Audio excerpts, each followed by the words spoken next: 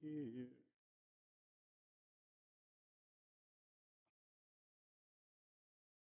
Give you all a moment to catch up. Give you all a moment to catch up. Because it's going to be a long night. Yes. So I'll give y'all some time to catch up. Greetings, GCPR Network. How are you all doing? Glad that you can join me. We're going to give some people's time to get in from across the across social media. Before I start, you notice I didn't start with any music.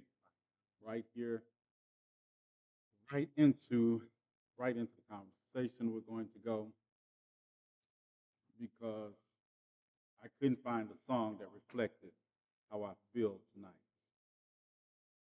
as we witnessed what we witnessed today. So that's what tonight's conversation is going to be about, giving people a chance to catch up so they won't be missing the beginning of the conversation. Greetings, salutations to everybody. My name is TNathan, and you're listening to Your Phone Must Be Broke. Why's my phone broke? Greetings and salutations, everybody. I am TNathan, and you're listening to Conversations with TNathan on the GCPR network and across all my social media. My phone, it probably should be broke, but neither one of them are broke. Neither one of them are broke. Usually I start with music, and those of you all who joined me tonight noticed that there was no music. I just went the right into it because I couldn't find any music that reflected the way I really feel tonight. Um, I don't. I'm gonna say this. There's some parents in Winder, Georgia, and some family members that need more than thoughts and prayers. Um, so that should set the mood for what we're going to talk about tonight and the mood I am in about it. Because all we're doing is washing and repeating. And I'm probably going to say this stat a couple of times tonight, so get used to it.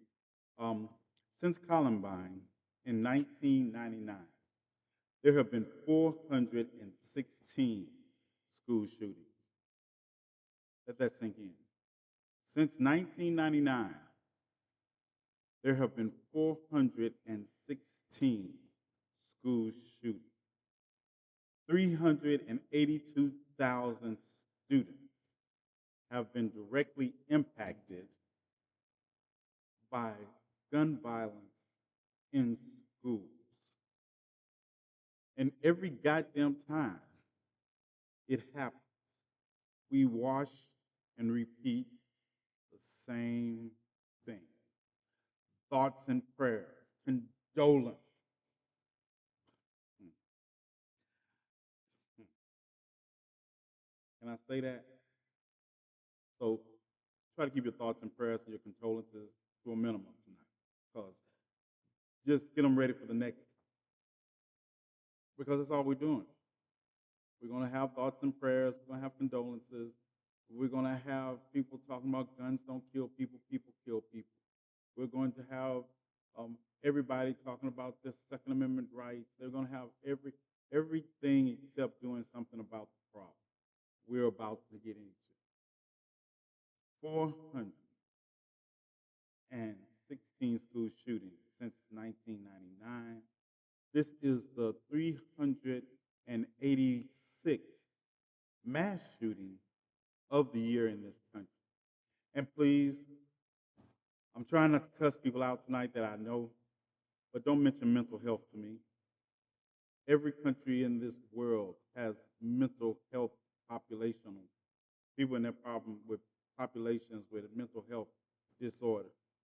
It is a uniquely United States problem, as we have so many people. When this happened in New Zealand, do you realize they practically changed their gun laws overnight, and they haven't had a mass shooting of that level since then? The United States is the only country that sits around and at this time of year and we say, oh, we've only had 386 mass shootings. That's better than last year. Yeah, no, it's not a form of population control. I'm tell y'all. Let me tell y'all something, right? Maybe some nights I would entertain this bullshit, but I will not be entertaining this bullshit tonight. I will be not. I will not be entertaining any bullshit about mass shootings that involve anything that we are not regulating weapons of mass destruction better than we are. Population control. Trust me. Trust me. There's there are better ways and easier ways to control the population of stupid people in this country than allowing mass shootings to go on as frequently as we do in this country. I'm not here tonight. So let's just say, me, I want to put that out there. If this was the night you thought you would come up with a conspiracy theory and I would laugh it off, no, I will be cussing. I will be cussing. I'm going to play for you all. I don't know how many people we got on. I see the other number. How many people we got on TikTok? Because I want to make sure that I don't have to play this again. I'm going to play the latest press conference, and I live streamed the first press conference earlier today. Okay, that's good enough. I just want to make sure you all can hear me. I'm having a problem with a gnat. If you wonder why I'm doing that, it's like I left the door open, a gnat came in, and it's irking me. But I'm going to play the last press conference. I streamed the first press conference earlier this afternoon on my TikTok channel, and I said I was going to play this one later tonight. So we're going to play the latest press conference. Let me pull it up. And I'm going to tell you, I think I told you all this, but I was surprised. What had me surprised is the first press conference, um, they told us the name of the shooter and his age. And I was like, I went into the press conference thinking we're going to get the same thing we usually get out of press conferences. The first press conference was a lot of non-answers. But Georgia surprised me. Georgia Bureau of Investigation gave us the name of Coach Gray, Gray, 14 years old. And while I made the video, I do have a picture, I believe it's Coach Gray from a yearbook. I didn't feel comfortable posting the picture because it was from a yearbook, and I always err on the side of I'm not going to make mistakes. And that's why you don't have to see me print retraction videos because I don't go with something until I'm 100% sure, like I was with the 14-year-old autistic young man who lost his life in the school shooting because his mother responded to an Instagram post. Um, so I knew that was safe. So I'm going to play this. This is the second press conference from Weiner, Georgia, concerning the school shooting at Appalachian High School. Has been with me and been talking to me and several times and has been on our side and law enforcement side, and I wanted to introduce him to make a few statements. Again, thank you for your patience, and at this time I'm going to introduce the governor, and then Director Hosey will take answers and questions after that. Well, thank you, Sheriff. I just want to thank you and your team for the incredible work that they've done. The response of our first responders today has been unreal. Superintendent LaDuff, Principal Leroy, who just did an incredible job with these kids. This hits home for us. Being from Athens, just down the road, Marty and I having a daughter that taught first grade just a few years ago. This is everybody's worst nightmare.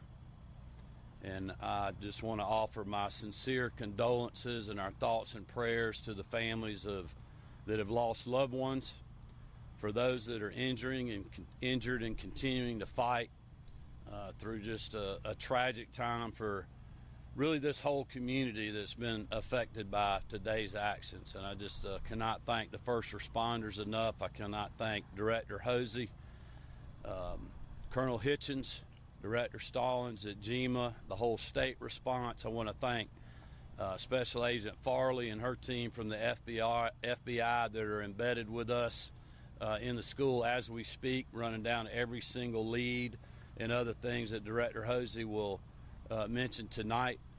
I represented Bexar County when I was in the state Senate 20 years ago. These are our neighbors, these are our friends, and this community is hurting today. And I would just ask all Georgians and all Americans to continue to keep these families, these educators, and these students in your thoughts and prayers. And we will provide every state resource that is needed from here until they're not to support this community and support this team behind me. And with that, I'll turn it over to Director Hosey. Thank you, Governor. Real quick, we wanted to provide some additional updates from today's events, and I will mention too that this will be our last update for the evening, so I please hope you'll understand that. Let me start by saying that there's no evidence to report that any additional shooter was involved in this incident today. Investigators are actively pursuing, however, any leads of any potential associates of the shooter that was involved in this incident. So I say that to say we're following up any potential leads through the investigation to ensure if there are any associates involved in this that we find them, we identify them. So that's part of, again, the ongoing investigation. There is no evidence of a list of schools being targeted. However, there is a lot of evidence that is being recovered and evaluated. We're going through everything to determine if there is any active threats to any schools in this area, this county, and the state of Georgia. And we will continue to monitor that throughout this investigation, throughout the evening as we carry on. There was a call, as we're aware of, to a local high school as well this morning with a reported threat. Police responded and investigated and determined that there was no threat after all. There's been reports that a Colton Gray, who is another student here at the school, was involved, or Colton Gray was involved in this. If you recall from a previous press conference earlier this afternoon, the individual that we have arrested and will be charged with this, his name is Colt Gray. But there is another student here at the school with a very similar name. We want to ensure everyone that Colton Gray is not involved in this incident. That is the name that I provided you earlier this afternoon.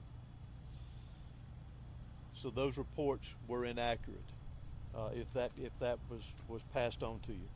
I do, however, want to identify the victims of this incident today, those that lost their life in this tragic event. Mason Schermerhorn, age 14, who is a student here at the school. Christian Angelo, who is 14, also a student here at the school. Richard Aspinwall, not sure of his age, but he was a teacher here at the school. And Christina Irmery, I'm sorry for my pronunciation, who is also a teacher here at the school. We will post a list of these victims for the correct spellings for everyone later this evening after we complete the press conference here.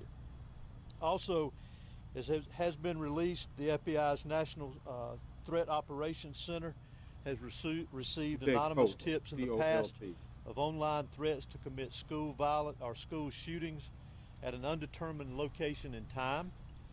The FBI referred this information to the Jackson County Sheriff's Office for action.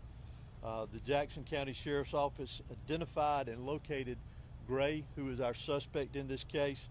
They conducted an investigation at that time, and there was no probable cause for arrest or to take any additional law enforcement action. This is not recent, this is in the past, but we wanted to bring that to your attention because we are pursuing that, working with the FBI on that, and any connection to that incident that could be connected to today's incident as well. Also, we're also aware of some previous contacts that the Department of Family and Children's Services in the area had with the suspect and his family, and we are pursuing that avenue as well too to see if that has any connection with today's incident. Let me stress again, as we have many times, that this is still a very fluid investigation. It is still very active. We will have agents, and there will be law enforcement personnel that will be pursuing investigative leads and collecting evidence throughout the night and into much of tomorrow, I would anticipate as well. We again ask for your patience in that. This is a criminal investigation, and we're going to treat it like that. So I apologize ahead of time if we don't answer some of the questions that you may ask. So please understand. I also want to bring note to one very special thing that we do not need to forget about here is we have heroes in our midst. We've talked about our law enforcement personnel, our fire, our EMS. Those that are deceased are heroes in my book. Those that are in the hospital recovering right now are heroes in my book. But also the heroes that we need to remember is our faculty and staff here at this school. They acted admirably. They were heroes in the actions that they took. The protocols that this school and this system activated today prevented this from being a much larger tragedy than what we had here today. So I want to recognize them as heroes because they are. And continue with our thoughts and prayers, as has been mentioned, for the families that were lost here today, those that were lost here today, those that are recovering in the hospital, and obviously those that were affected directly by this tragedy here at the school and all of the community of Barrow County. We need to continue to have them in our thoughts and prayers. Director, thank you for doing another one of these again. Can you tell us, by chance, since he's being charged as an adult, will he be in court tomorrow? Will there be your first court appearance? Will he be booked tonight? Will that happen? He will be booked tonight. I'm not sure of the court appearance, but it will be within a reasonable amount of time. Is there anything that you can share to us about the weapon that was used, by chance? The weapon that was used in this was an AR platform style weapon. So how did Mr. Gray get the gun into the school? We're still investigating that aspect of it. Did he go out of the classroom, get the gun, and come back? We've heard some of that from some students. We're still trying to clarify a lot of the timeline from the time that he got here to school today until the incident took And place. last one from me. I mean, so often, I know people at home, we always hear something that the FBI has heard something about someone who goes and does one of these tragic events. How can we stop this from happening? Because it feels like this happens every single time there's a school shooting that we heard that there was a prior threat or there's prior knowledge.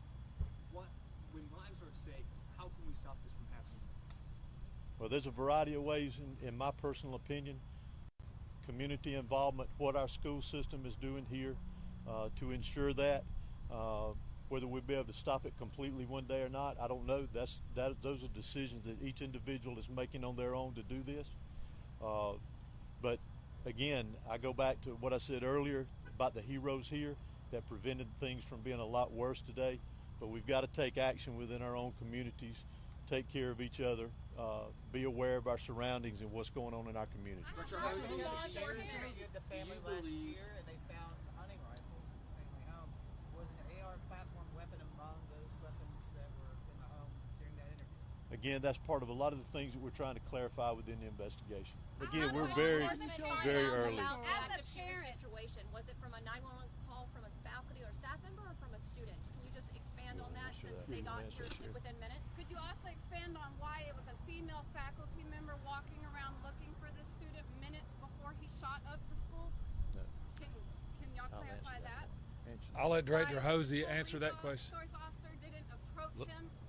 Ma'am, let's get this question right here, and then we'll come You back asked to how was they notified? We discussed today, heard earlier, law enforcement here within several minutes. So we're just Heard him curious, say the dead how people are notification went heroes. through. Did 911 hear about it? I would have lost Or was it a if I was faculty that made parent that call, in that office. alerting law enforcement? All of our teachers are armed with a form of an ID called Centegix. And Centegix alarms us and alerts the law enforcement office after buttons are pressed on an ID, and it alerts us that there is an active situation at the school for whatever reason, and that was pressed. And we've had that about a week now. And we've heard stories of students actually pulling other students while they're in the hallway, while all this chaos is happening, while shooting is going on. We've heard stories about students pulling their classmates into the classrooms to get them to secure, to get them to safety. What do you think that says about This these goofball. young folks who are, very 13, 14, 15 years old, that they're looking out for one another like that? It's admirable. You notice It's how like they make Director sure they Hosey get said, we government have temp in every heroes stop. among us, and those students and teachers that did that today saved a lot of lives. This could have been way worse than what and again, the investigation is still trying to file through those that information. But those kids are heroes and brave as well to do that when they hear an active shooter around them. Sheriff, you talked about the SROs. Let me get this one question right here.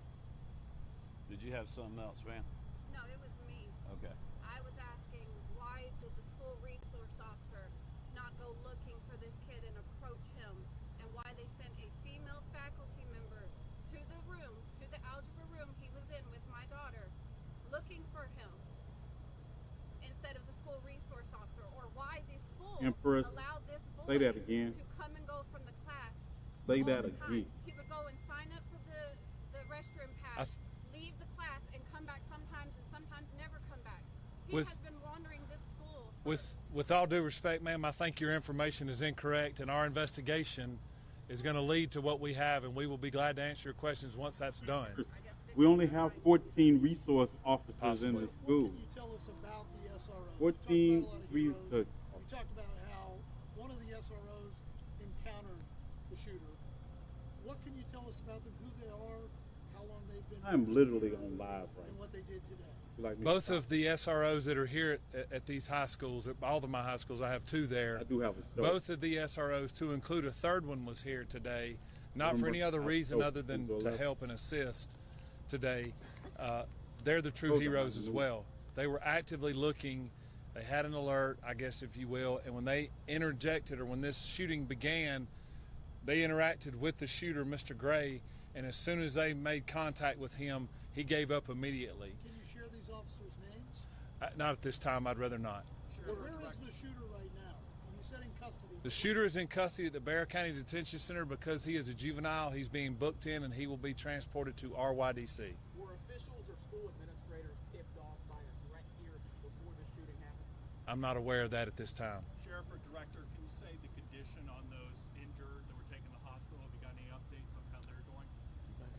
All of our victims that are at the hospital are going to make it and going to recover well, as we've been told, and we don't expect any more fatalities at this time. Because there were 14 resource officers in this school. Understand that. 14. Can you speak to that? I can't speak to that, no. Can you put this in perspective for us then? What today has meant for law enforcement, for students, all of those affected? Tragic. When someone preys on kids, it's tragic. Like I said earlier, hate is not going to prevail in our county, and hate's not going to prevail in our state. And this is pure evil did what happened today. That's all I can tell you. 1,923 I want to continue to say that. I'm proud of the men and women behind me. I'm proud of the women that stood beside me. I'm proud of the men and women who protected these kids. I'm proud of the staff. I'm proud of this community. And I just ask for prayers. Thank you. Is there any more your office can do to prevent shootings like this in schools? Well, look, we've done a tremendous amount on school safety, but today is not the day for politics or policy. Today is the day for an investigation to mourn these precious Georgians that we have lost, to thank the first responders that went, into the line of fire, the school staff, superintendent, the principal, and others that are just trying to hold this community together. That's what we need to be focused on right now. We also had a tragic loss of a firefighter in Greene County earlier today before this event happened, with an explosion that killed the life of a first responder that, again, was running in to danger when many people were trying to run out. And that's what the focus needs to be on tonight. I would ask everybody to continue to keep this community, these victims, and these educators and these men and women in law enforcement in your thoughts and prayers. Thank you. Thank you, Governor. I just want to thank everyone for their patience and taking the time to cover this. We ask that you continue to follow the GBI for updates. As we said earlier, we're going to continue to provide updates. It's very important that we get this information out. But right now, we really want to focus on our victims, and you can, as I said earlier, continue to follow us as we provide additional updates. Thank you. The spellings of those victims' names. Always got to close it out. Hey, Thank we you. just pose cities of residence for the adults. It's possible. Okay.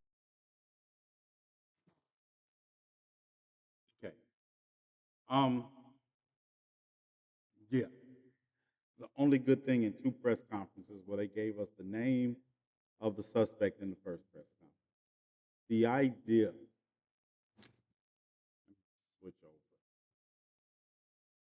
switch over, because we're going to go back and we're going to talk about the two different responses from President Trump and from Vice President Harris today also. But the idea of the hypocrisy we just witnessed from Governor Kemp is staggering. I'm going to read over. I took some notes from earlier. I want to tell you all some things. So, um, the weapon used was similar to the same weapon that was used in the Butler shooting, an AR-15 style rifle. So, if you know from into school, because it breaks down. Anybody knows automatic weapon like that breaks down, and you can put it in a backpack. You can put it in a backpack just like Thomas Cruise did when he crawled up on top of that building and missed. Um, so that's the first thing. Then listen to his father's statement. His father said Gray's father, described keeping hunting guns in the house, but said that Gray didn't have unsupervised access to them.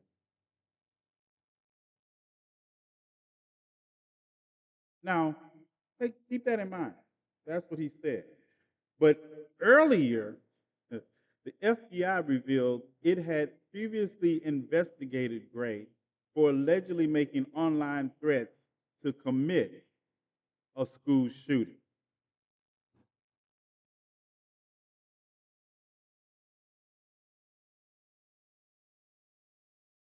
What? Did my chief of security just text me it's good now after he asked me if my phone was broke? Yeah. But let that sink in. They just investigated this little bastard for making threats, online threats, to commit a school shooting. And somehow you think it's still a good idea to keep weapons around this little terrorist. See, this is what I mean. Apparently, he did have access, right?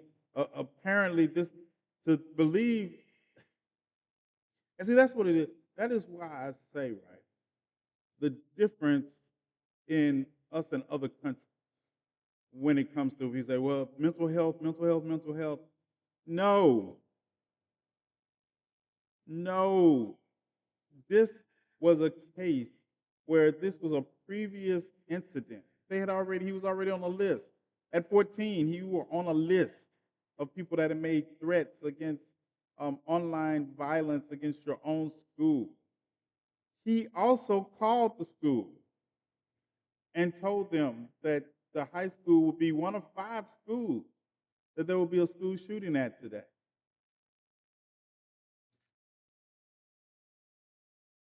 Mm-hmm.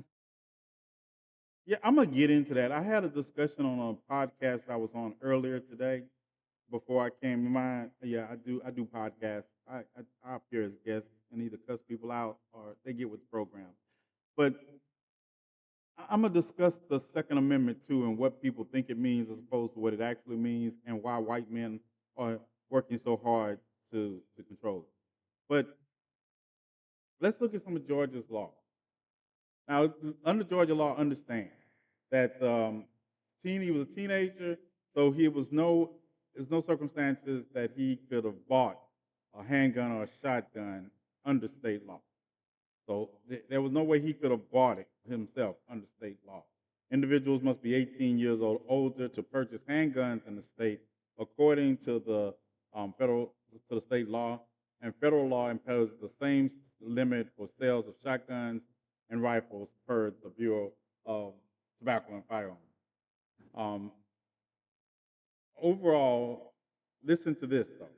But overall, Georgia ranks 46 out of 50 states in terms of the strength of its gun law, described as the state's gun law policies as some of the weakest in the nation. Yeah, there's only 47, 48, and 49 and 50.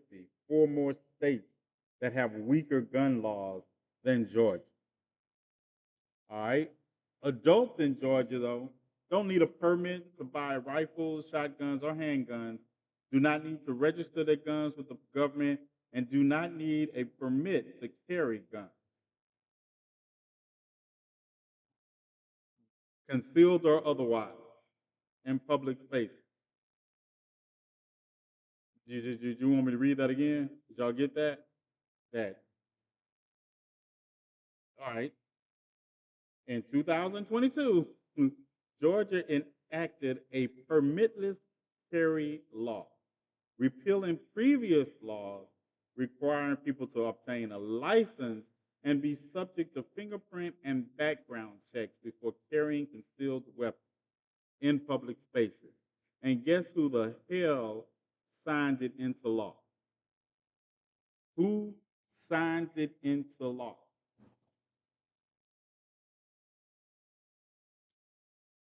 Yeah, more red states. No, no, this was Georgia law. Who signed it into law? Georgia. Trump is not a governor of Georgia. The man we just recognized standing there sending his thoughts and prayers out to the family. So let me explain how problematic that is. See, you understand, you call Kemp turtleneck?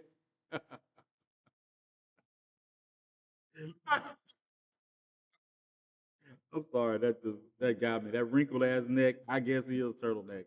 But this is what gets me. So all that about minors can't own guns and it's hard to get. Do you understand? There's no background check. You just walk in and show an ID that you're of legal age to own a gun, and you too can own a gun and carry it in public spaces in Georgia.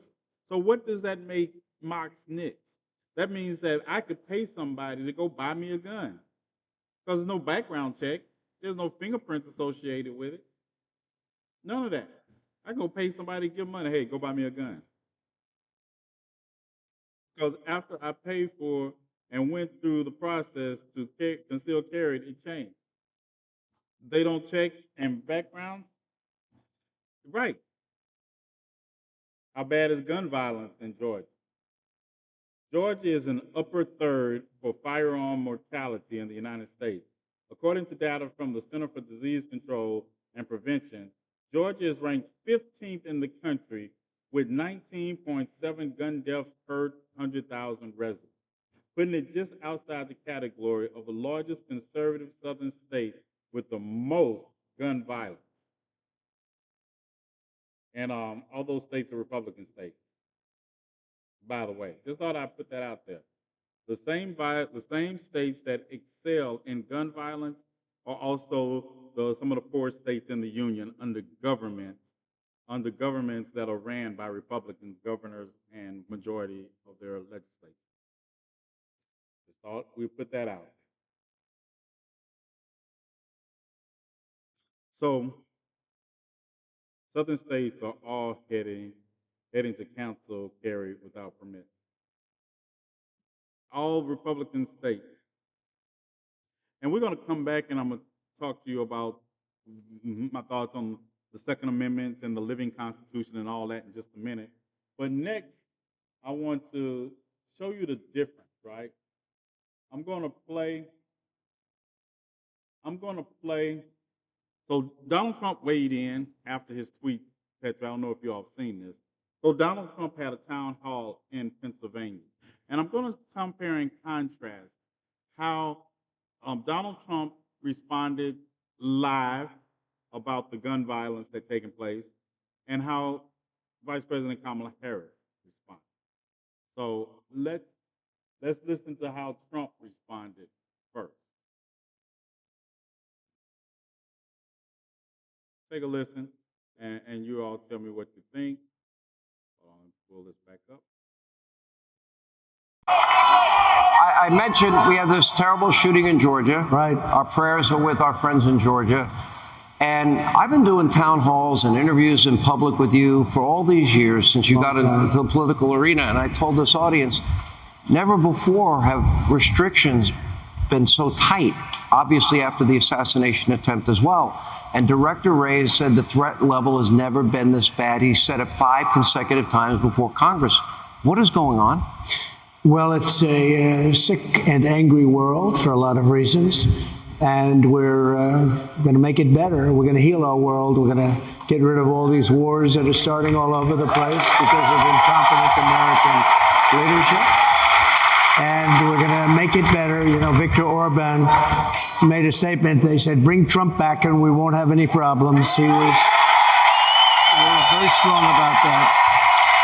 So we're going to hopefully do very well. We have an election coming up, and What the hell? Y'all heard that, right? Did you understand that this man did not say, this man turned this around and took it all the way to Viktor Orban, an authoritarian figure in Hungary, in Hungary. Instead of, he said we have an angry world. What does that have to do with the violence that they just experienced at that school? Well, you don't have to hear any more of his voice, Chip. I mean, you're not going to hear any more of his voice, because now I'm going to contrast it to how Kamala Harris responded immediately. She was at she's at this rally, and the people at the rally, they didn't even know that this had happened when she found out. And this is how she dealt with it off the top. So before I begin, I do want to say a few words about this tragic shooting that took place this morning in Winder, Georgia. We're still gathering information about what happened, but we know that there were multiple fatalities and injuries. And you know, our hearts are with all the students, the teachers, and their families, of course, and we are grateful to the first responders and the law enforcement that were on the scene. But this is just a senseless tragedy on top of so many senseless tragedies. And it's just outrageous that every day in our country, in the United States of America, that parents have to send their children to school worried about whether or not their child will come home alive. It's senseless. It is. We've got to stop it. And we have to end this epidemic of gun violence in our country once and for all. You know, it doesn't have to be this way. It doesn't have to be this way. So we will continue, of course, to send our prayers and our thoughts to the families and all those who were affected, including, you know, I'm going off script right now, but listen, I mean, you know, at the last year, I started a college tour, and I traveled our country meeting with our young leaders, right? And so it was college-age young leaders. So I did trade schools, colleges, universities, community colleges. By the way, I love Gen Z. I just love Gen Z, right? But I'll tell you, one of the things that I asked every time I went to the auditorium, and it would be filled with these young leaders, students, and I'd ask them, raise your hand if at any point between kindergarten and 12th grade you had to endure an active shooter drill. And for the young leaders who are here who are raising their hand, I'm telling you, every time the auditorium was packed and almost every hand went up. You know, a lot of us, I'll speak about myself, you know, we had, well, I grew up in California, earthquake drills, we had fire drills, but our kids are sitting in a classroom where they should be fulfilling their God-given potential, and some part of their big, beautiful brain is concerned about a shooter busting through the door of the classroom. It does not have to be this way. It does not have to be this way. And, you know, this is one of the many issues that's at stake in this election. So New Hampshire, look, we have 62 days to go. So, You notice the difference? You notice the difference in how Donald Trump somehow made that about him. Didn't even, like I say, condolences to the family. I'm not really big on, but they extend them as as a presidential candidate. You did nothing to show leadership or compassion in that moment. You said you just said it's a sick and angry world. Like somehow that is, you're at a town hall where you should be discussing what we're going to do to stem the tide of violence against children at our schools, and you somehow took it and spent less than 5 seconds before you were at Victor Armand, before you were about how you're going to heal the country. Bitch, you didn't heal the country in 2016, 2017, 2018, 2019, or 2020. Matter of fact, you are responsible, and your followers are responsible. Responsible. And you're talking about we're going to heal the country.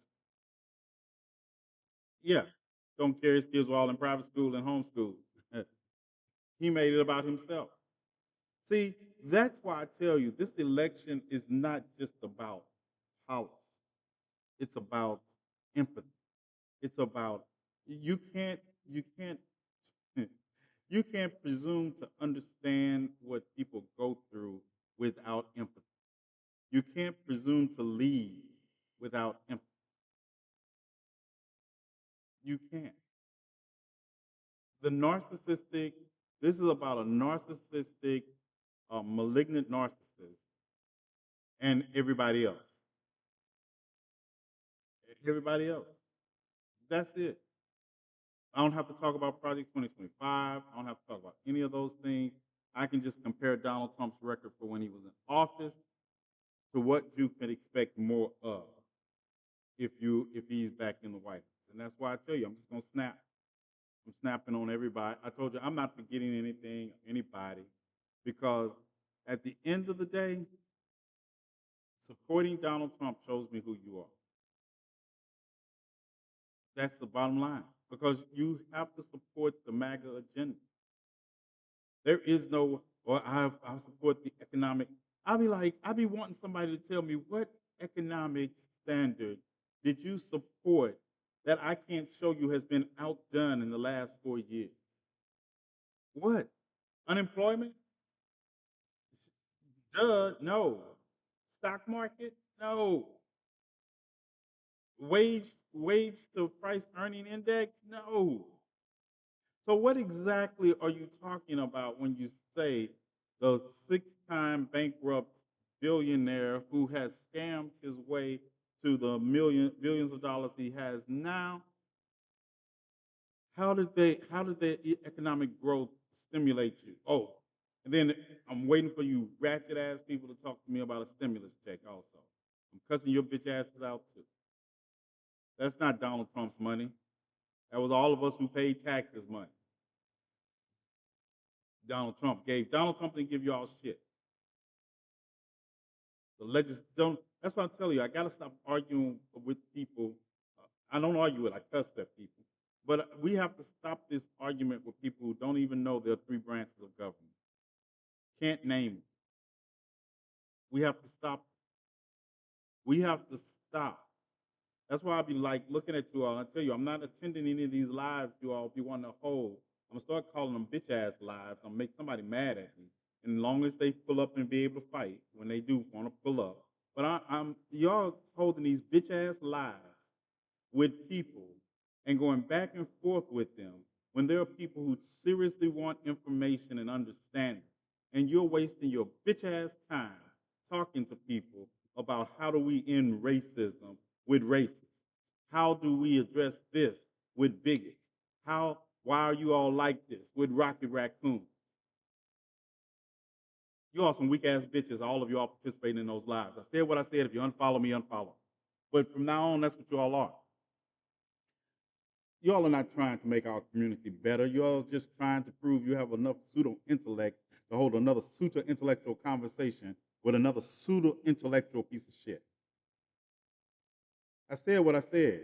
And anybody who wants to unfollow me, this is not the airport. You don't have to announce your departure. I don't give a fuck. I'm telling you, I was in a mood tonight, and this is the mood I'm in. You all continue to play in our faces by saying, well, I'm trying to learn, teach somebody something. We ain't taught a racist, contrary to your popular belief. In 400 years, we haven't taught a racist not to be racist, would just be teaching something. Racism, the racists that do change usually change after somebody put their head in the locker or beat them up till they realize that your thought process, you better keep it to yourself. So, y'all tell anybody y'all want to tell them. I said it. I said it. And it goes for anybody. Anybody can get it. Anybody can get it. Because most of you all are not out here in the streets anyway. So it's not like we're going to miss something. Not like we're going to miss something that you all having the conversations with. You all show more grace to bigots and racists and Rocky Raccoons than you do to black people that make missteps. And I'm just tired of sitting and watching you all with these justified excuses for why you do the bullshit. What's up, GCPR? I know people in other countries listening to me like, what is a Rocky Raccoon? Or, yeah, Rocky Raccoon. Yes, listen to me long enough, you'll get it. But you all are part of the problem. You all are one of the things that makes it harder for us that are doing the work to do the work. Because let me tell you something. You understand the first people that are going to be harmed by platforming bigots and racists and Rocky Raccoons are black women? That's their target.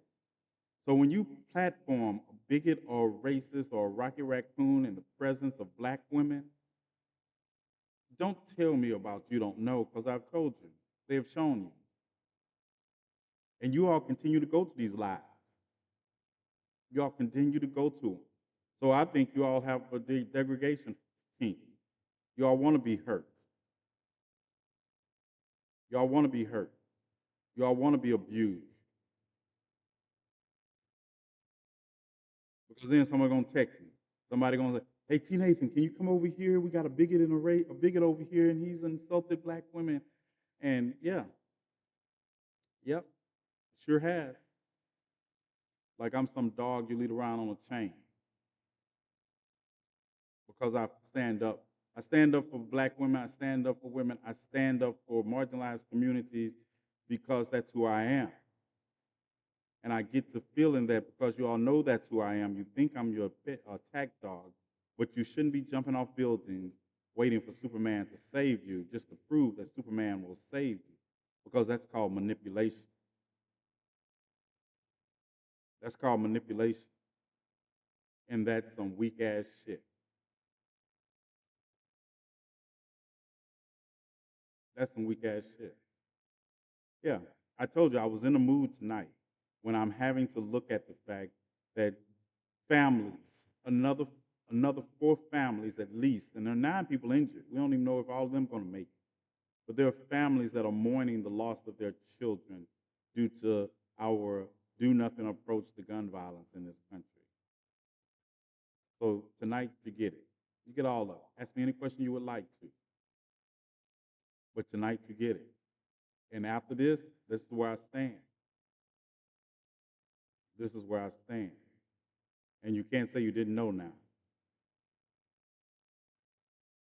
Matter of fact, my next move is I'm going to start blocking these lives. Because you can't look me in the eye and tell me you mean the community some good by inviting racists and bigots into our spaces. You can't look me in the eye and tell me. You can't look me in the eye and tell me you're going to prioritize the voices of racists and bigots over the voices of the marginalized communities in your lives. You can't look me in the face and tell me how that helps us. And you can't look me in the face and tell me you support those people because it's helping us. Because at the end of the day, I don't see you all out there doing the work. I didn't see. I named the people I saw in Oklahoma when we were freeing Julius Jones. I can name the people I know online that were with me in Minnesota on those long nights when buildings were burning. I can name the people that I saw with me in other places like Connecticut. I can name them. Where were I, I can name the people I know online that were marching with me in the March for Their Lives. Yeah, I can definitely name the people that were on with me on the Supreme Court steps when we were getting thrown off. I can name the people that I know online that were with me when we were on the National Plaza getting tear gas thrown at us, while the very less than a year later they were storming the Capitol and everybody was inviting them in like it was okay.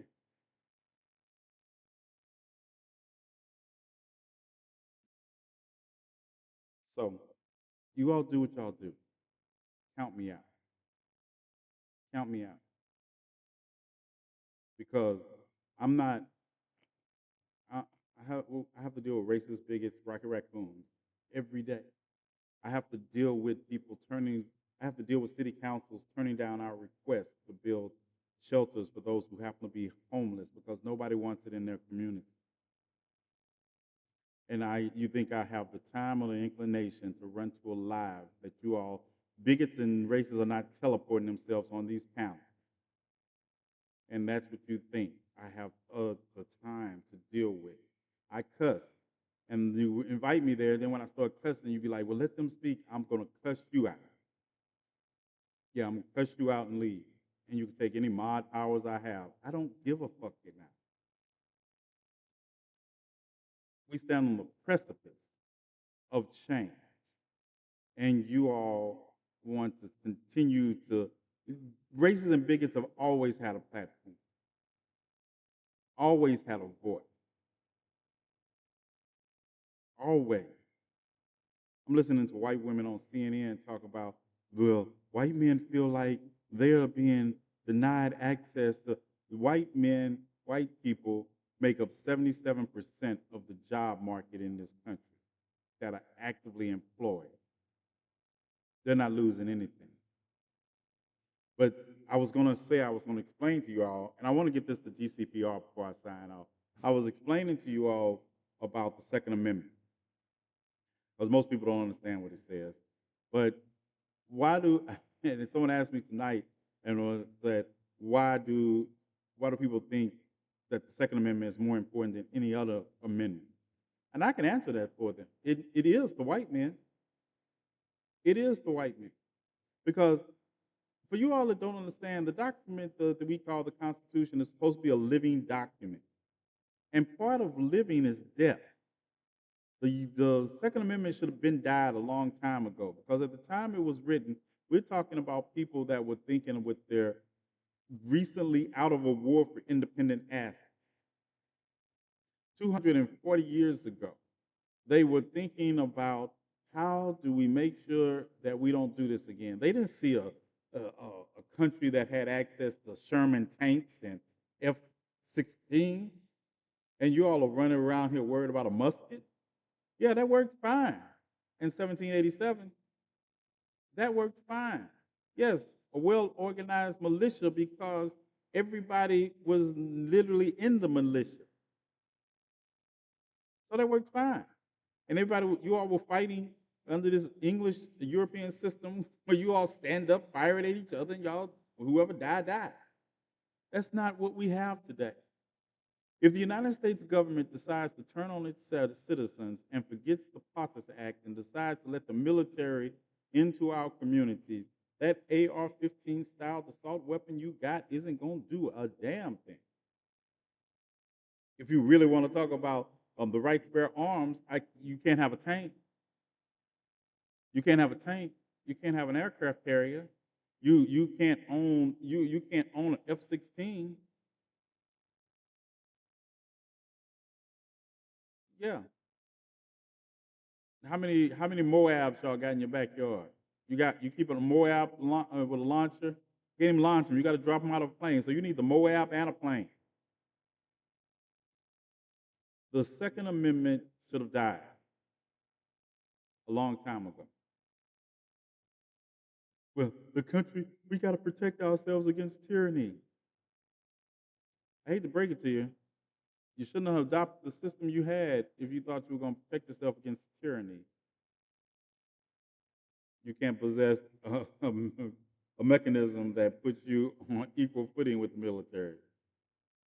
Yeah, got one in your garage. That's what I said.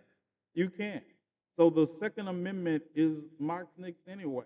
Because if we're in a revolution, the first thing I'm going to do is align myself with what military base is near me that I might have a chance of infiltrating or taking over so we can get weapons and protect ourselves. My same zombie apocalypse playbook applies then too. Because less than that, no matter what kind of weapon, me running around with some swords and eating a pew is not enough because most of y'all are going to be giving in to the government anyway. Most of you all are not revolutionaries. Most of you all are just at best, want to trade places with the oppressor.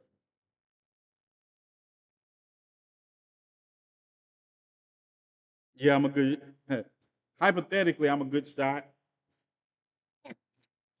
Yeah, with my offhand, especially against Marines and Navy personnel. But I digress. We need to tap into our ancestors and start hatching dragons. I can always count on pirates to break up my foul mood with a laugh. But that's right. We're right. But that's the reality of the situation. So how do you all want me to believe the same people that will platform bigoted races and Rocky Raccoons at the expense of black women are seriously down for the same revolution I'm talking about? I need somebody to prove to me how those are mutually inclusive.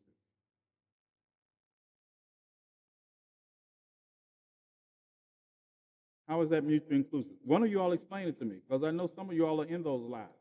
So explain to me, how is it mutually inclusive with anything you've seen me advocate for? That platforming racists and bigots and Rocky Raccoons, knowing that who is going to suffer first and most are going to be the very black women that is the backbone of a revolution. I need somebody to goddamn explain it to me before I start blocking people. I need that. I need that in my life. I've waited long enough. I need somebody to explain to me how is that possible?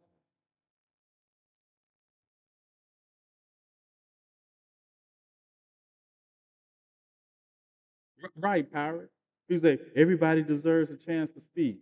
No, you don't. No, you don't. You got me confused with the government. The First Amendment applies to the government will make no law impeding your right to free speech. TNathan will bust you dead in your shit for saying the wrong thing and that can be interpreted as a slur or disrespect. And I'm willing to pay the consequences.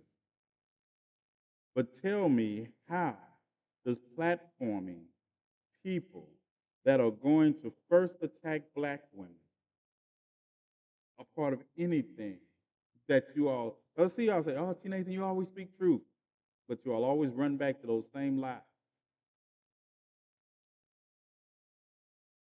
I guess y'all mad at me now because no one has even told me I need to sign out of GCPR. Yeah, people mad at me right now. Oops. All right, hold on. What's up, GCPR? This is TNathan. We're going to, I'm a log off. Thank you all for joining me. If you're listening to me from around the world, wherever you are, thank you. I appreciate it. I hope I've said something that resonated with you. And join me tomorrow. I'll be back tomorrow night at 10 o'clock Central Standard Time, 11 o'clock Eastern Time. If you would like to join the after hours conversation that is going to be going on for a little longer, hey, you can come over to any of my social media and follow me and continue this. If you're not in a country or you're on a VPN, because I'm not saying anything, but I noticed. But if you're on a VPN and you can get me on social media. Try my YouTube. It's a good watch. It's a good listen. It's a lot less liable to get banned. Then you can catch me on X, Elon Musk's platform. That I'm surprised he hadn't banned me off that again. You can also catch me on Twitch, which is probably the safest. And of course, you can catch me on TikTok. All right. Thank you. Talk to you all later. Peace. All right. Now that I'm out of FCC land, we run on beat, Black People Time. You still had a solid 2 to 4 minutes. Yeah, no. Oh, yeah, I did. Because tonight is Wednesday, not Thursday. So, I be running over on some people's shows. So I'll be like trying to get out the way. But tonight, I actually could have ran over. Friday nights, I run over all the time because, hey, that's one of the things. You're always welcome by me in the woods off the grid, TNathan, if it all collapses. If it all collapses, I know, I know, Petra, we're used to it collapsing. We also used to not depending on anybody except those who are truly engaged in the revolution. Petra and I go back. Petra and I go back a ways. Yeah. Bubbles. What is it? Bubbles, pickles? As far as the other lives, I know better than to send them to you. I go up and cuss. I saw you blocking people one day, and I was wondering how long that was going to last. I saw it, but it's still the idea we're supporting. As long as we continue to, people are not, as long as we continue to support the people who do this, and whatever illusion we put ourselves under, they're going to continue to happen because there's going to be some black woman that comes along thinking that there's some information or knowledge in here, and the next thing she's going to be called a bitch, she's going to be disrespected, and then she's going to wonder why didn't she get protected, and it's still, I still find it problematic. I still find it problematic. Um, Trump supports and blames Harris for the school shooting. Of course, he does. You know, I got the building skills. That's it. I told you. I got metal. I got metal. We're gonna have weapons and buildings, and you're gonna have somebody to weld them. And I like to fight. I'm telling you, if the planet got invaded by aliens, I'm going out and fight. Going out and fighting. I'm just gonna depend on metal to keep my weapons. I'm gonna fight and I'm gonna protect the weaponsmith because I got to keep weapons. And I'm gonna protect those who fight with me. Really, T, I got you. I understand you feel me, P. I understand, but it's that cycle. It's that cycle is toxic to you. It's toxic. It's toxic. Even to have to mediate toxicity for black women eventually burns them. And in the face of some of these men that you all call black men, it sickens me that you all think we're anything alike. It sickens me to watch people continually over and over allow. It's like somehow you didn't learn that the racist white bitch was going to attack a black woman. Somehow you didn't see that coming because she's only attacked 4 of them in your life in the last 4 days. Like you didn't see it coming, but you keep platforming, and you all keep having to manage. How many times do you think somebody would have in my life disrespect?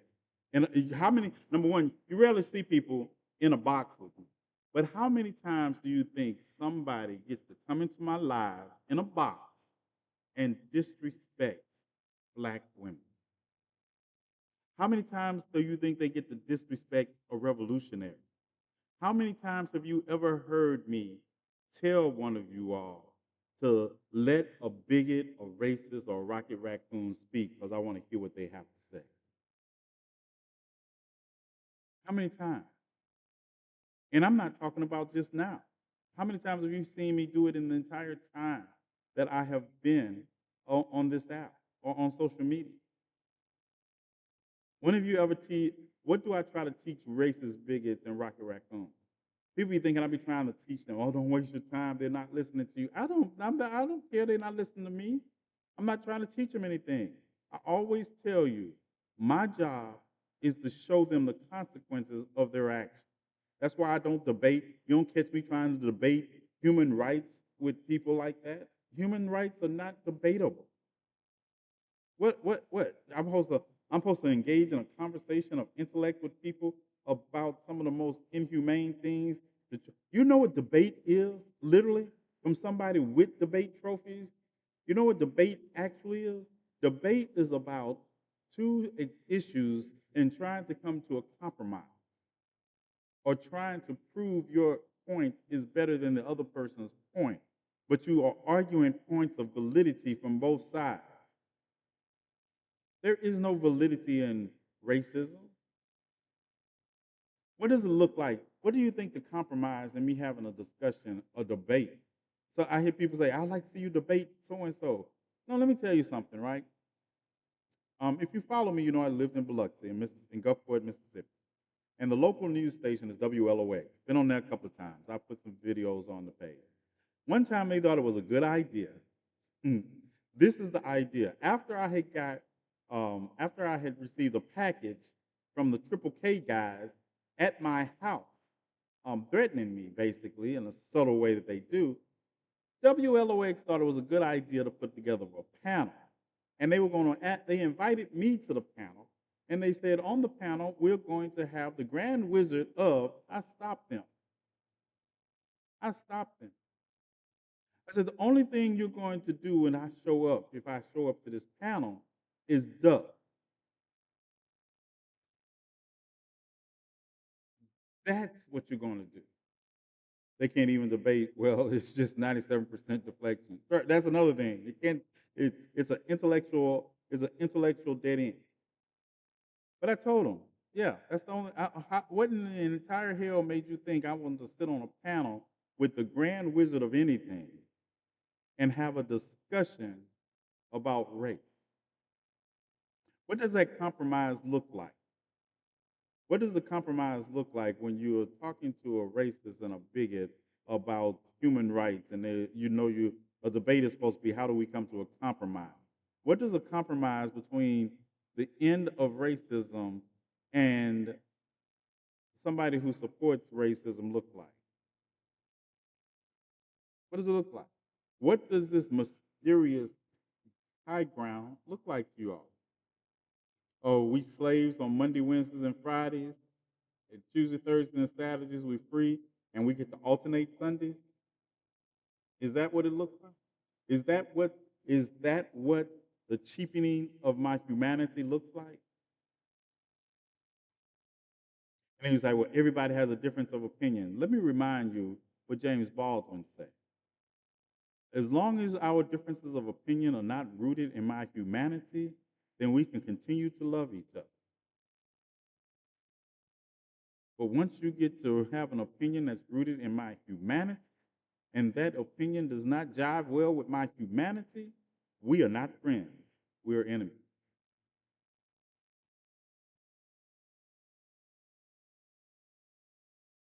Human right is not up for an opinion.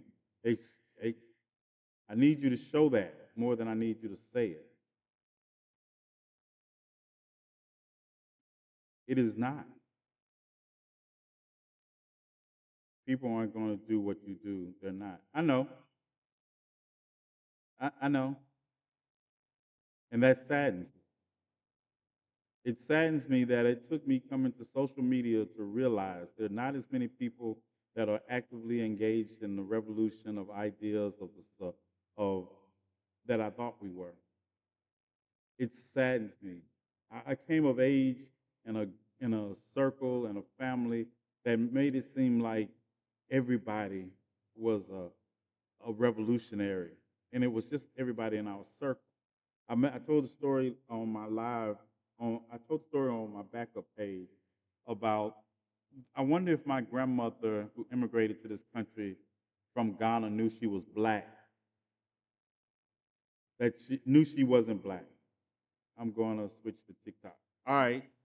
I wonder if she knew she wasn't black. Because by the standards some people are talking about, She wasn't black. She immigrated to this country from Ghana. I wonder if she knew she was black when they were spitting on her while she was marching for civil rights. I wonder if she knew she was black then.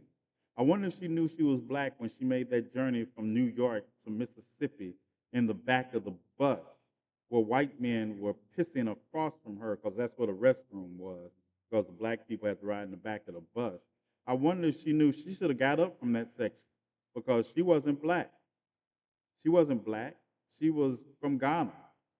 She was an African in America. She wasn't black. Why was she sitting back there with the black people then? Did she know she was black when she met that man in Mississippi and they raised children that were going to be treated like they were black in this country and they didn't know they were black either because their mother was an immigrant, my father? I didn't know all that time. We're not black because we have immigrant ancestry from Africa. That's how y'all sound. Y'all sound as stupid. Kamala Harris is not black because her mother is from India and her father is from Jamaica. What the fuck? When did y'all stupid asses start delineating like that? Oh, I forgot. When racists and bigots told you all to.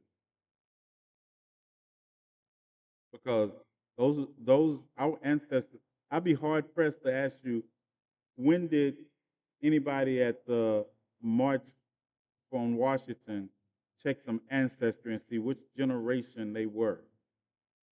And then you have we're foundationally black people. We're foundationally black Americans. You'll sound stupid too. Discrimination and oppression and racism are a worldwide phenomenon for black people. If you're black in Africa, if you're black in Jamaica, if you're black in America, if you're black anywhere outside the diaspora, it is the same.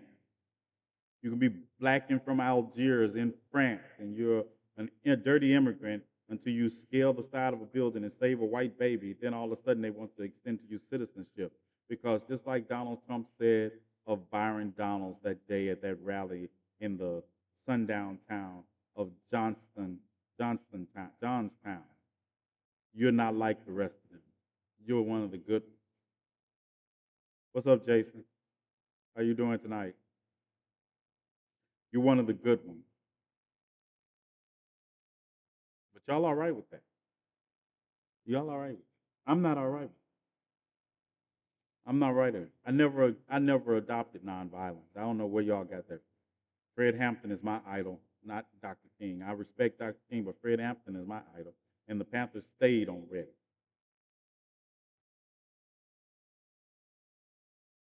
I'm okay. I'm just in a mood, Jason. Just in a mood because I'm tired. I'm tired.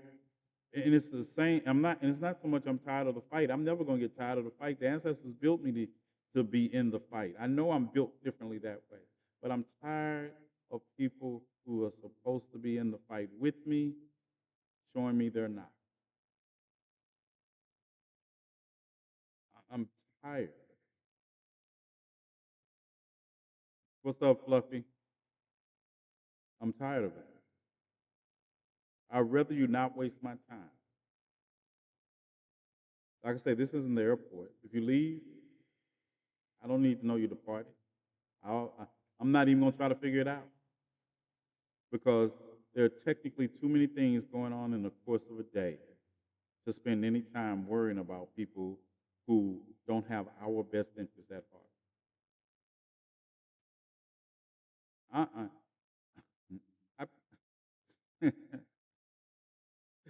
I'm true. I've gone through too much for this. Combat veteran Sean Harris running in Georgia's 14th unsuit. That's good. Good. Generation Jones 63. Shoot me a DM. I mean, I knew he was running, but I'll start making some posts for him. I have a shit. I'm not going anywhere. I'm staying my Afro. His ass right here. Oh, you don't have a choice.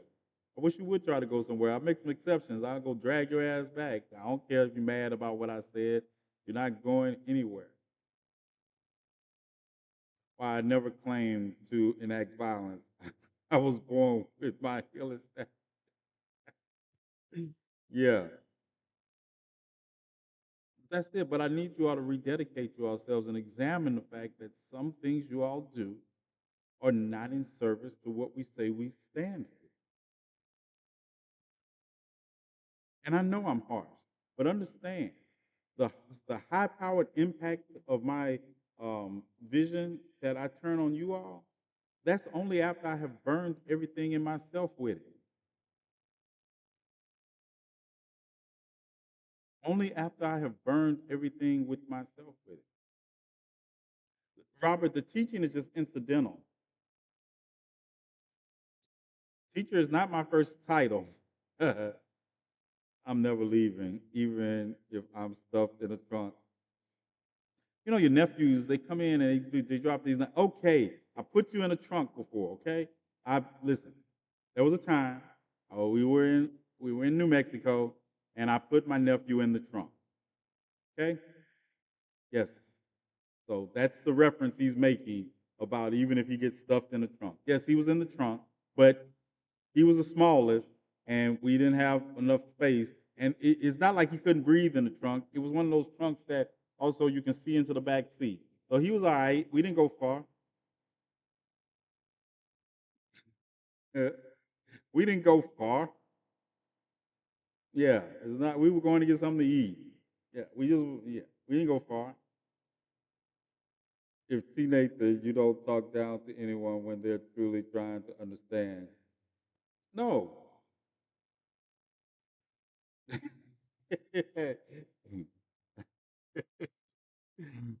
No, allegedly.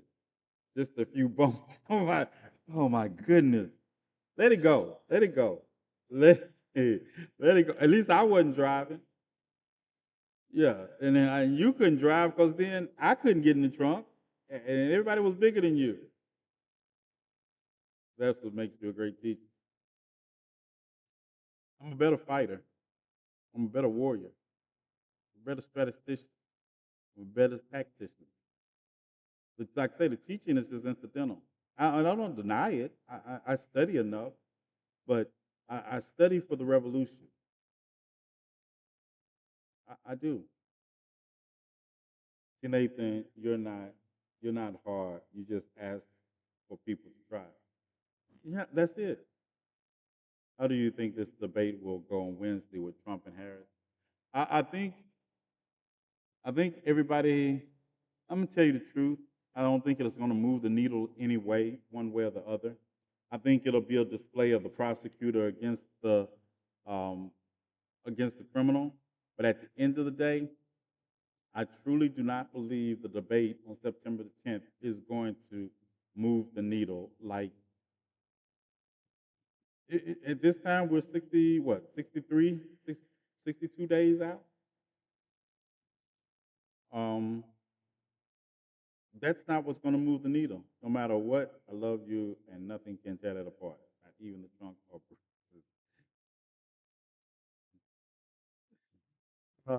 We lost a good man in our community recently. He ran nonprofit. He ran a nonprofit. Yeah. It's on the 10th. When is I think the 10th is on next Wednesday. Today is Wednesday, right? The 10th is next Tuesday. Today is the 4th. Next Tuesday. Somebody check it out for me. I think it's the Tuesday. It's a sickness, and I understand that everyone will not get or understand the cure. We don't give a damn. He can keep lying. Yeah, Trump would just say the debate was rigged. Yeah, we understand, but at the end of the day, that's not gonna. It's gonna be interesting, but it's not gonna show me anything about. I'm gonna tell you, it's not gonna show me anything about Kamala Harris than she didn't just show me on that debate stage in 2019. She's a she. I saw. Um, I told you my thing about her run in 2019 that there were some issues I had that she took time to grow through. I didn't like the truancy thing. I did. I did not like the truancy thing. I liked the Second Chance Act. I would have still given her a chance then, But I think this is her time. I think those years from 2019 to now have, it's like, how do you put this? It's like time, in this case, polished. Because your core values don't have to change, but sometimes your approach to the end justifies the change that you go through. Does that make sense to anybody? My core values don't change. But of course, as I live and breathe and grow and move through this reality, I'd see how to get to the goals differently than I would when I was in my 20s or 30s or yesterday. Yeah, that doesn't mean that's what I don't understand about people. They were like, well, her core values, well, she had to explain. You're asking me to, it's like my core values haven't changed since I was a gangster at 13, if you really want to know the truth. My purpose has changed, but my core value has always centered around loyalty, family, respect. Every crime I've committed was in the name of those issues. If you really want to be honest about it, at the end of the day, revolution is a crime. Petro, they better ask somebody, what are your thoughts on the conservative influence getting paid by Russia? I'm not surprised. I'm not surprised because I suspected the same in 2016. But my problem is, this is my problem. I'm not surprised, and we're gonna. And that $10 million they're talking about, that probably was only the tip of the iceberg, because there are a lot of people I see out here, some of them in the lives that you all be in, and you can't convince me they're not being paid. Because and most of the time you're following them because some inverted fantasy you all have. But yeah, they're using that. And I'm convinced they're paid. They're paid because they're too stupid. How this is what has always got me, right? When I look, it's like on TikTok. I look at a lot of these pages that have all these videos on them and all that, and they're not bots. Bots don't create pages with videos. These are people, and they're getting paid, and they. It was just like the story I did about Kamala Harris striking the girl 13 years ago in 2011, and all of a sudden it just comes out of nowhere all the time, and it's everywhere. And I bet every one of those pages that originally posted that video are all paid pages. I would bet that. Always a good idea to go through your following list and unfollow accounts. True. I'm sorry. I need to lay down. I'm not doing well today. Have a good night. All right, Fluffy. Let us know how you're doing. Twitter, X, whatever they want to call it. Yeah, I troll on there heavily. Me and Petro be on that trolling the troll. Yes, I troll heavily on X. I'm more on X more than I am on any other social media because it's needed. See, I can make a video on TikTok, and the video will circulate because I just still have enough core followers that they're going to circulate the video and get the point out. You know, or at least I can always depend on you all to tag a large white creator in my videos, and like I need it, I need it. But then they will always, sometimes use the same words I use, but presented in a white face, and y'all like that too. That's fine with me. I don't care. That's fine. But on X, oh yeah, on X, I be giving them the blues because the same rules they have on X that work so well in their favor also works better to not let me get banned. Yeah, I can cuss them out. I can cuss them out and show them the facts under their video. I will go through, and it's just like the Kamala Harris video about it. I went through every video I saw and posted my video in that under that video because activism requires action. What did JD Vance say about daycare? I'm sorry. What did he say about daycare? I just got through the last comment JD Vance made. We're being used. COVID kicks my ass as well. I got like 10 minutes. Cam, you're not feeling, you got COVID? Still got COVID? Get some rest, Cam. Get some rest, Cam. We got, I need you for business when I need you. All right? Get some rest. You grown. I know y'all know how to take care of yourself, but get some rest. Or just lay there and listen. Just lay there and listen. uh, you self-quarantining yourself. uh, he said people use relatives for babysitting. Yes, we do. Yes, they do. And sometimes you don't have a choice. Hell, I get used for babysitting all the time. I love it. Love the crumb snatchers. That's what we're supposed to be doing. See, the idea that that's foreign to people really shows me something because it takes a village, and that people should not have to have 6-year degrees to work at a daycare. Now, it's one thing to watch your own flesh and blood. It's a whole other thing to watch other people. It's like you got a daycare in the back of his throat. See, there's a difference. Yes, if you're going to watch a group of other people's children, you need to have. Yeah, I need 6 years of background checks. I need 6 years of background checks because I'm gonna tell you, I'd rather when they be talking about a stranger or me or Grandpa Crumb Snatcher is always there because I'm trying to keep other people's children safe. They grown children safe from me because the first time something go wrong, nobody's stopping me. So yeah, I need background checks. I need education. I need you to know how to dial a phone well enough to make sure that you call me ASAP if something go wrong. Yeah. But JD Vance, yeah, there are plenty of people. I'd rather do it than a stranger. Right. So what I'm gathering is people shouldn't use daycare and only use relatives. If you can, that's my first line. My first, and I'm telling you, I understand. But I'm gonna tell you like my grandmother told. When she got to a certain age, she thought that was her job. I'm just telling you. And I'm not saying that, I understand everybody got a healthy life and you don't take your kids to your grandmother or your granduncle or whatever every day unless they are available every day, but you all work that out. But yeah, it takes a village. It takes a village.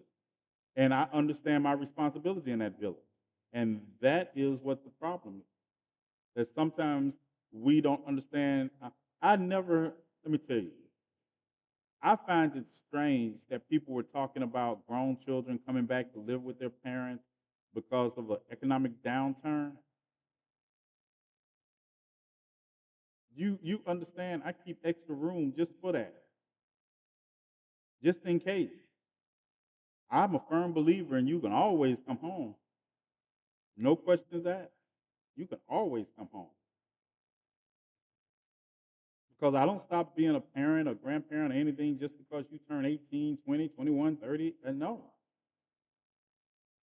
And I need to, that's one of the things I tell people. We need to understand that we need to get out of this Western ideal that, oh, I'm only responsible for you till you're 18. What? Where did y'all get that from? My daughter is almost 37 years old, and you know who she picks up the phone and calls when she has a problem dealing with people or she doesn't understand something? And you know who never tells her, "Oh, you over there, you grown. I can't help you." I wish I would have raised my daughter to believe she couldn't call me because she was 35 years old. She gonna kill me. She's 35 years old. Yeah, a $600 studio in my area doubled in price in the past 2 years, and that power is because we have allowed. Let me tell you, it's interesting you mention that because I was explaining something about the economy the other day. I said one thing that companies did is they took advantage of COVID. They took advantage of COVID. You have NFL knows Crumb Snatcher Senior.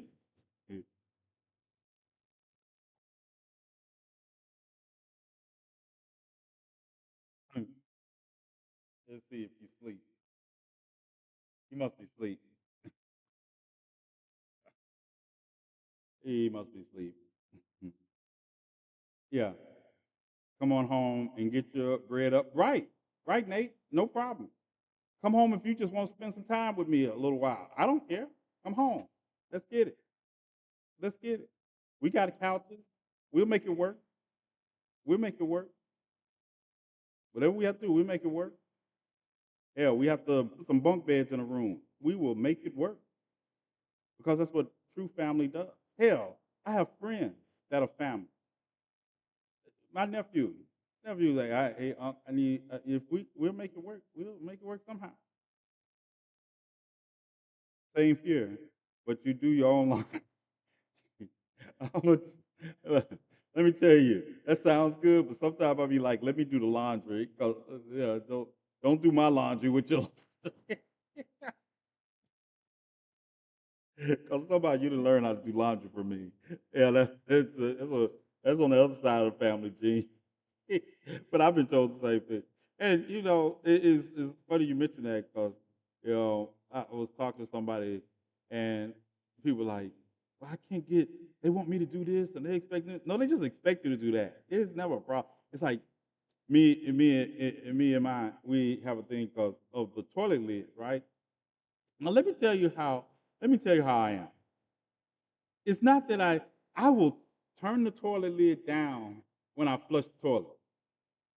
Always, because I always hated germs and I hate the water splashing around. So I will put the toilet lid down and flush it, and then put it back up.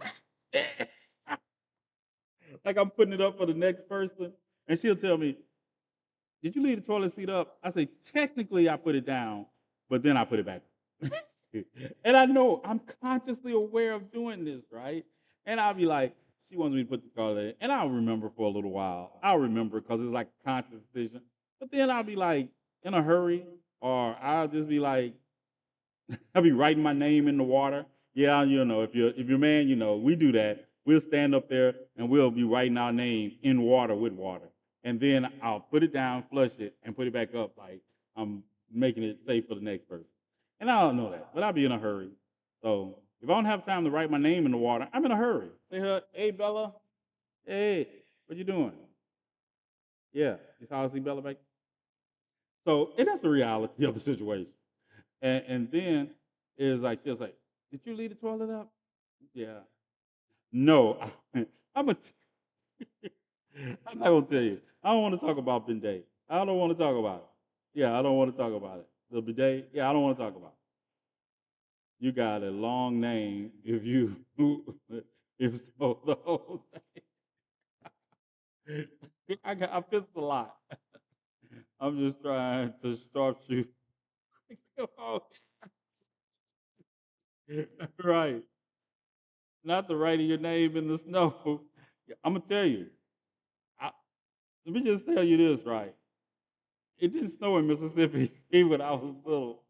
It definitely didn't snow enough that you can go outside and write your name in the snow, right? And then when I did move to somewhere it was cold, I wasn't taking wasn't whipping it out. It was too cold. I could have got a frost. What would happen? I get a frostbite out here pissing, trying to write my name in the snow. I got a long name, like you said. Then you got the hyphen, and that's just the first name, TNathan. Even if I wrote Troy Nathan, and the whole, I ain't got no time to be getting frostbite. You get frostbite out there.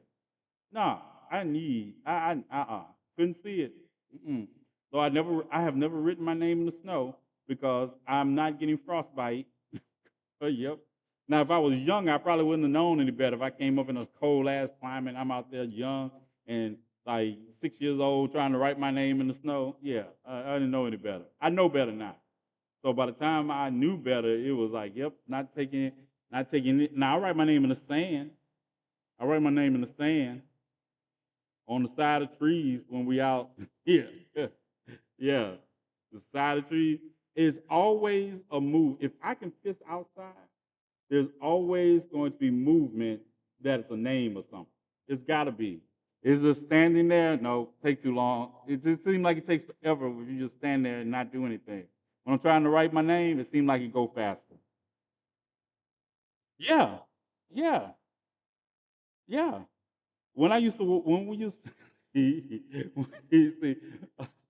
Petra, when I used to go down to the end of Tea Garden, to the little pier, yeah, I never would go in the bathroom and piss. You know, the section, but I never go in the bathroom and piss. Those are dirty bathrooms, right? And it's like, I never understood it. Like, I don't understand people who have sex in public restrooms. That's kind of nasty. I don't understand. Nothing in a public restroom has ever made me go like, this is the place. Yeah, no, not at all. So I would always go outside. I would go under the pier, under the pier if it was in the daytime. And if it was night, I'm just pissing on the beach. Yeah, I'm just turning towards the water and pissing. Yeah, ain't nobody. And I'm right. You'll be like, what is he doing? He dancing? If you do happen to see my silhouette, you think I'm dancing. Yeah, I'm pissing. I'm writing my name in the sand. That's what I'm doing. I'm not going in the water. You know I don't. I have only been in the water on the beach one time on purpose, and I didn't go swimming. Now, I have been on the beach. I mean, I have been in the Gulf, but never. You know, I went out on Diane's yacht. We used to go out on the yacht, Diane's boat. We used to go out on her boat. Um, I would go out. My dad, when we first moved there, he took me fishing, and he wanted to go out into the Gulf of Mexico, and I on an aluminum skiff, and I was like, "What in the fuck have I got myself into?" Yeah, no. Mm. And I still would go if he was alive today and wanted to go out there. I would still do it. Yeah, I still do it. Yeah, and I'll be cussing the whole way, but I still be doing it. Yep. I think my dad was not my dad was he was the smartest man I know and got me out here in a skiff trying to go to Ship Island. My dad would go fishing in the Gulf and he would go in this small skiff and I say, I'm 6'4" now. And I don't think the skiff might have been 6'5" or six. I think it was 6 or 7 feet at the most, right? And here this is, and this is a black man that is big. I mean, muscular big. My dad was 2 inches taller than me, and he was one of them cornbread Fred Negroes, and yeah. So he was too much for the skiff in the first place. Then you got this lanky ass son in there with him, and I'm like, we're going to die. We're going to die out here. But I realized that as I got older, my dad would have never let me die in the Gulf. He would have walked. He would have got us back to shore, no matter what it took, right? And I realized that in retrospect, when I became a father, and you know, it's like, yeah, and that's. I guess he was like, "What are you talking about? You jumped off a perfectly good house onto a trampoline, and you out here thinking this is a problem?" Yeah, my dad. Yeah, the way you make it sound, you should have sank, but clearly it was built perfectly. Yeah, it was an aluminum skiff with an outboard motor, and you see them all over the coast. If you ever go to the coast, right? You see them all over the coast, and I was like, "What have I got myself into?" Yeah, but that's who we came up with. Those waves, be getting up. Hey, and he talking about we out here fishing. I don't want to catch anything out here because it's probably bigger than the shit. Yeah, he got all these little. We would go. The time I went in the water on purpose was floundering with him. We were floundering, and it was like, and I was a little young. I didn't realize how filthy the Gulf of Mexico was at the time, right? But we went floundering, had on the waiter boots, had a little light, and my dad's old school, so he didn't get the flashlights. We got lanterns. We got these lanterns that you light, but you have this. Anyway, yeah, you have to be there. And I was like, my favorite part, because I'm violent, my favorite part was the spear. I love the spear. I love the spear. I'll be spearing anything that moved. If it moved, I tried to spear it. It's like, yeah, don't be moving down by my feet. Yeah, I was like, I could fight Jaws with that spear. Yeah, it was all good. It was all good. Yeah, just sharing some memories. Just sharing some memories because, you know, we have to remember we're fighting to have those memories. You know, we're fighting to have that time. And I feel, and I'm sorry for anybody who didn't have good parents growing up. or parents that loved you and cared about you and believed that it was their job to keep you safe, to make sure you were able to navigate life.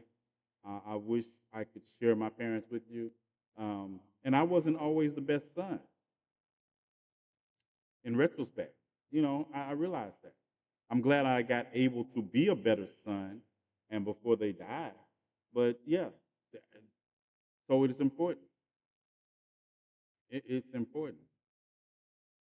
Right. And that's one thing I will always acknowledge that my parents did. They didn't pass on any trauma to me, generational trauma to me. My grandmother didn't pass on generational trauma to them. Maybe that was the benefit of being an immigrant from Ghana. The trauma that they experienced in their lifetime, and it taught them that why would I pass this on? I will teach the lessons that he needs to know, but no, I'm not going to pass on generational trauma, or I'm not going to act on the trauma on those the king I'm raising to fight.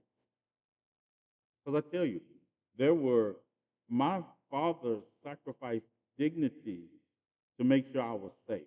So there is nothing bad you can tell me about my father when I look into his eyes and know that he wanted to snap somebody in half, but he realized at that moment he couldn't because he wouldn't be there to raise his child. And he refused to leave that up to anybody but himself. So I carry that anger, but that anger was passed on to me to let me know that, hey, we protected this generation and we gave you all things we didn't have so you wouldn't have to suffer or be manipulated in the manner in which we were manipulated.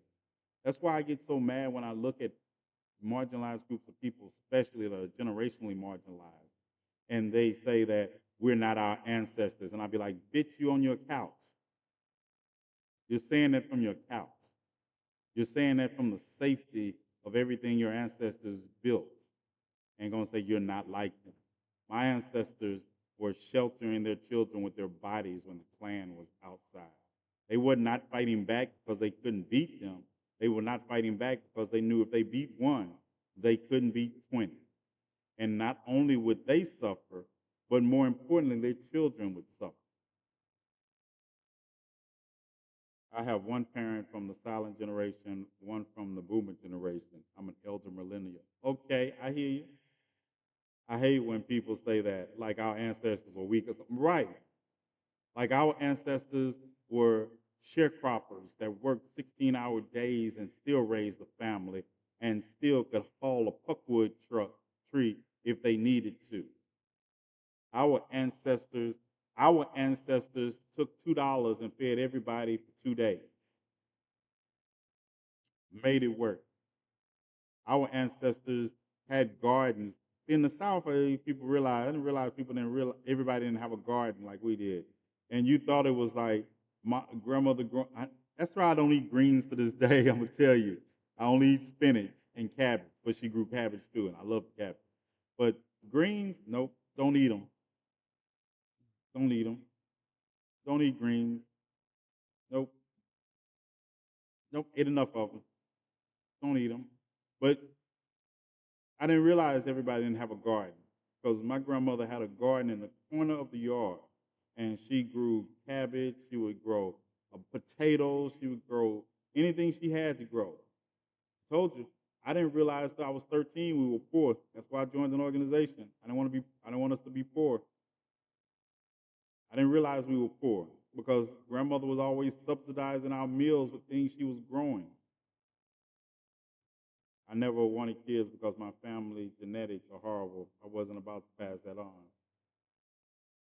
Yeah, of course. Yep. Yep. Petra, I know you. Your family genetics is just so bad.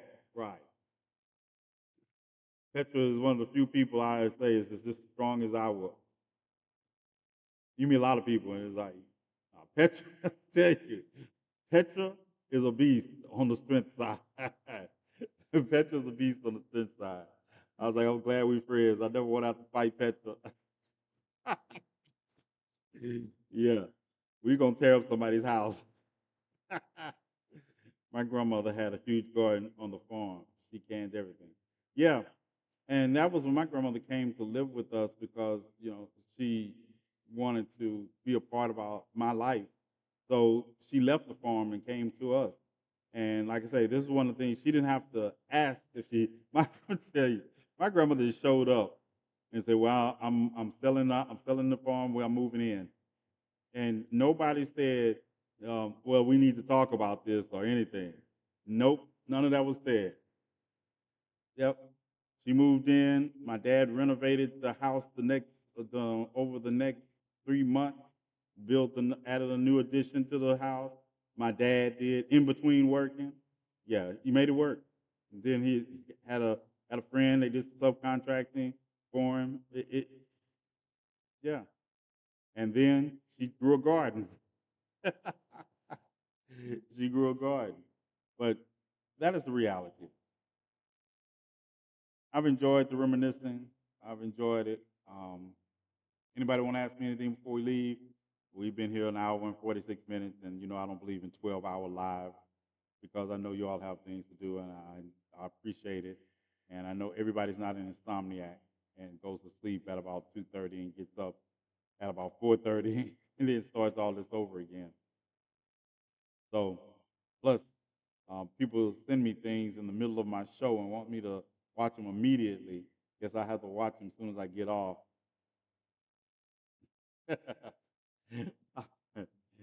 She will be well over 100 if she does. All right. Yeah, I did too. I know I came in hot, but y'all, you know me. That's how it is. Because I'm still hot about the situation. So, but even in the middle of situations, we have to find our path. What's next to watch? Oh, we're gonna. Oh, okay. Hold on. Did I say? Is my chief of security in here, or is he gone to bed? Is he gone to bed already? Chief of security in here? Oh, he's still in here. Hold on. Let me see. Did I say what we were gonna watch this weekend? Okay. Um. Hmm. So what I have, we already watched Aliens. I have. We already watched Wolverine and Deadpool. Um. Homecoming. We watched Deliverance. Deliverance was good. Oh, I'm supposed to watch. Has everybody watched Twister? Penelope. Hmm. Hmm. I got Twister and I got The Killer. The Killer looked good in the preview. I got that because I know you all don't watch. Hold on, let me see what I got in my list. List of things I want to watch. I finally watched the end. Tooth Fairy. We watched the first one. I got to see if I got to schedule the next one when the Crumb Snatcher wants to watch the second two. I got something called Long Legs, crime horror. Long Legs, got that. I got the Spiderwick Chronicles. I was trying to watch that. I wasn't impressed. Um, yeah, and Sausage Party, Fruitopia. I know. So y'all let me know. Y'all hit me up. Tell me what I need to get. I'll find something. I want to watch Passing again, but I probably will do that on a Sunday. I'll do that on a Sunday. On Friday nights, Friday and Saturdays, I try to save for upbeat horror movies or adventure. As long as y'all don't ask me to play a love story, we should be good. Not good with love stories. Twister, y'all want to see Twister? We had 192 votes for Leprechaun in the Hood. No, Leprechaun in the Hood is not a challenge because I never understood why didn't they just kick that little leprechaun to the moon. That leprechaun would have got out the hood. All right, I'm going to. Okay, I'm gonna make you all come up with some creative ways to ask for teeth because I'm gonna block that whole word out of my comment section. Yeah, teeth. Yeah, and the emojis. Yeah, all that gone. All right, teeth. Yeah, smile is not the teeth movie, by the way. Um, smile. Let me see. Let me see if I have smile in the. What year? What year did Smile come out? What? Because I have several of them. I have one in 22. That's a horror movie, mystery thriller. I have that one. Um, After witnessing a bizarre traumatic incident involving a patient, Dr. Rose Cotter starts experiencing frightening occurrences that she can't explain. Is that it? Is that the smile we're talking about? Let's go. Latest. That's the. I think that's the latest. Is it a horror movie? That's it. Okay. Yeah, that doesn't look interesting. No, hold on. Hold on.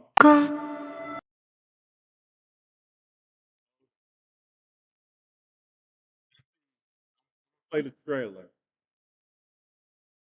Let's,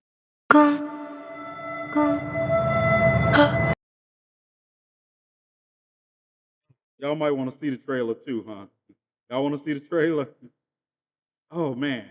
Okay, we're gonna try to. I forgot I'm streaming. YouTube doesn't like it when I do this, but all they do is this. So let's see.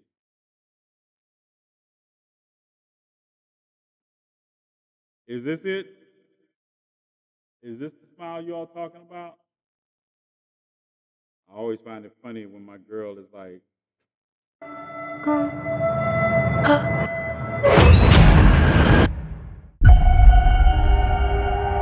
What is it you like to talk about? My patient. Hi. I know you're nervous. I just want to have a chat. I'm seeing something no one else can see except for me. It's smiling at me. Oh my God!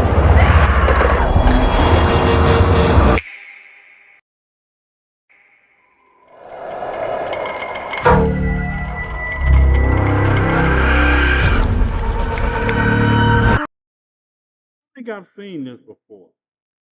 I think I've seen this. I didn't realize the name of it. Does it like smile? I can't play all of it because YouTube will get upset. I have to be on my private. I have to be on any channel except. All right, so you want me to put that in the? Y'all want me to play that this weekend? All right. Yeah, that's what I guess. Let me go on and purchase it. Let me go on and purchase it. Hold on. Bootleg smile. All right. All right, I got it. Purchase smile. I'm out. Barely wait. All right, see you later, Cam. Get some rest, and hopefully you'll be well enough to join us Friday for the horror movies. My all-time favorite crime movie is Memories of Murder. I'm gonna have to look at that. I think my all-time favorite crime movie, is The Departed. Does that count? Does The Departed count as a crime movie? Have you seen the movie Vile? Oh, hold on. Let me see if I've seen Vile.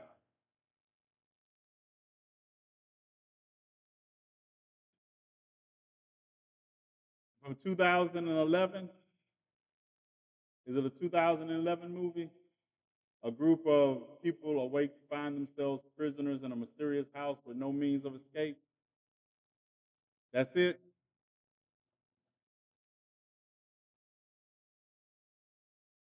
All right. I guess I'm purchasing Vile too. I gotta see. Can we look at the trailer? Hold on. Let's look at the trailer. Hello. Sounds like Saw. I don't know. Let's look at the trailer. That's what we do here. The stuff was good. I like the stuff. Is this? Does this look like the movie Penelope? Does this look like the movie? Hello and welcome to my house. I apologize for the uncomfortable circumstances that have brought you all here, but I can assure you that if you work together, you will all be out of here in no time. You think we're gonna make it out of here? All right, Bella. I'm about to go. I get it. I get it. I got you. All right, I'll buy this one too. I buy buying vial also. See how much I love my family, even when I'm mad at them. They ask me to do things, I still do it. All right. Everything is all that. Yep, everything's purchased. All right, let's. All right, Bella's like y'all into Bella time now, so she's sitting here, won't let my hand go. Let me know it's time to go, because she needs to go. She wants to go walking. I have to change clothes and put on some. I have to put on some gear because she wants to hit the trail. All right, you all. Good evening, good night, good morning if you're in the morning situation. See you tomorrow for Conversations with TNathan, 10 o'clock Central Standard Time, 11 o'clock Eastern Time. And I plan to, we'll talk Friday about what time we're going to start the movie. I think we'll start the movie Friday after the show, about like the same time we did last time, Black people time. So we'll try to start the movie at 11:30, a little earlier. So I'll make sure I end the show by 11:15 on Friday night. Unless something's going on, then y'all just stuck with me. But we'll try to do that, and we'll watch one of the movies that you all said, or we'll watch both of them. I don't care. If you want to stay up, we'll watch both of them. If you want to, which one, y'all have to tell me which one y'all want to watch first. Smile and Vile and Twister are on the list for this week.